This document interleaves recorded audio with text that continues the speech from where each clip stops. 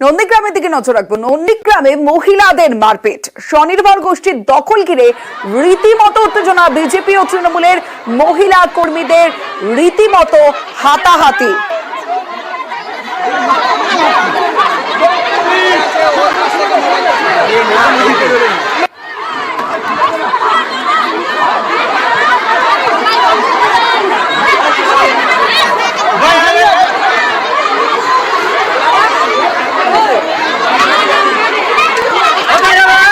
সুজিত ভৌমিক রয়েছে আমার সঙ্গে, সুজিতের সঙ্গে কথা বলবো।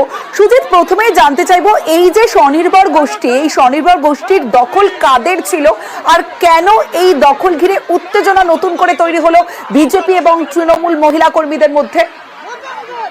দখলে রয়েছে বলতে পারো যে তৃণমূলের যারা নেতা বা নেত্রী যারা এবং কর্মী, তাদের দখলে। কেন না, এই অঞ্চল অর্থাৎ বিরুলিয়া গ্রাম পঞ্চায়েতের দখল এই পঞ্চায়েত ভোটের আগে ছিল তৃণমূলের দখলে, কিন্তু দখল পাল্টে গেছে এবং এখন গ্রাম পঞ্চায়েতটির দখলে এসেছে, পঞ্চায়েত ভোটে জিতে বিজেপি। তারপর থেকেই ছোটখাটো সমস্যা লেগেই ছিল এবং শেষমেশ দেখা গেছে আজকে সভা চলাকালীন মহিলাদের, সেখানে কিন্তু বিজেপির যারা মহিলা কর্মী তারা কিন্তু রীতিমতো ঝাঁপিয়ে পড়ে বিষয়টি নিয়ে প্রতিবাদ করে বলা যায় যে বচসায় জড়িয়ে পড়েন। তারপরে হাতাহাতি এবং দুপক্ষের মধ্যে একেবারে মারামারি লেগে যায় আর তখন বিশৃঙ্খলার সৃষ্টি হয়। বেশ, ধন্যবাদ সুজিত।